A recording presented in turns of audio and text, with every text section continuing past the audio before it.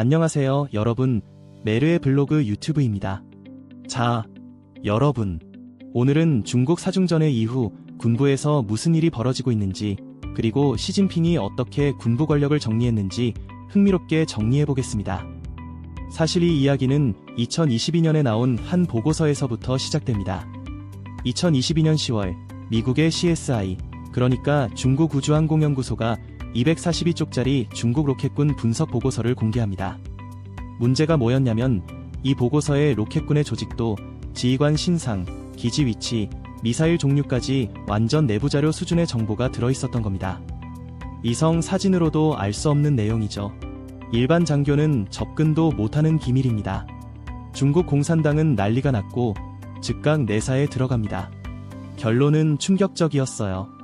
로켓군 사령관의 아들이 미국 유학 중 마약에 손댔다가 돈이 부족해지자 거액을 받고 아버지의 기밀 보고서를 미국에 넘겼단 겁니다. 이 사건으로 로켓군의 최고위 간부들이 줄줄이 체포됐고 부사령관은 조사 중 스스로 목숨을 끊었습니다. 이제 시진핑 입장에서 로켓군이 완전히 무너졌죠. 그런데 더 흥미로운 건 여기서부터입니다. 진핑은 원래 측근들을 군부 요직에 배치해왔는데 그게 그렇게 많지는 않았습니다. 대표적인 인물이 허예이둥 중앙군사위 부주석, 군서열로 치면 시진핑 1위, 장유샤 2위, 그리고 허예이둥이 3위인 핵심 인물이었죠. 그런데 이 허예이둥이 부패 혐의로 날아갑니다.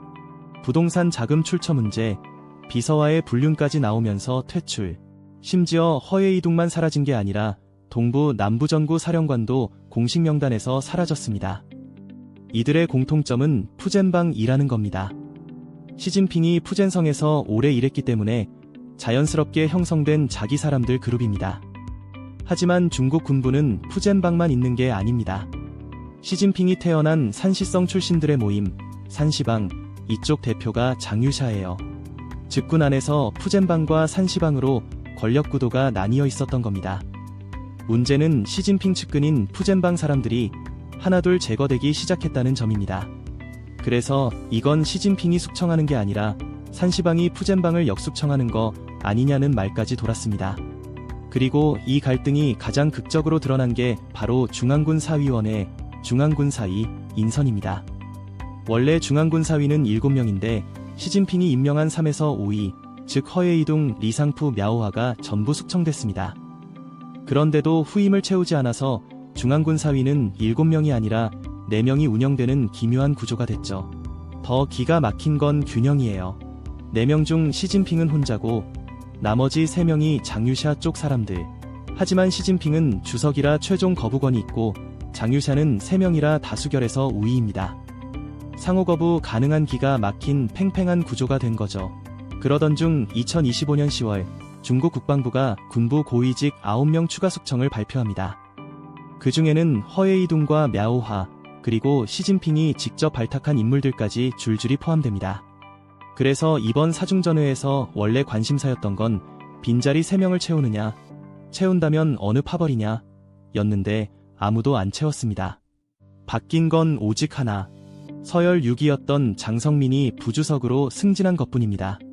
자, 여기서 장성민이 핵심 인물로 떠오릅니다. 장성민은 산시방이지만 동시에 시진핑과 같은 고향 사람이라 어느 쪽이라고 단정하기 애매한 인물입니다. 그런데 승진 속도가 말도 안 됩니다.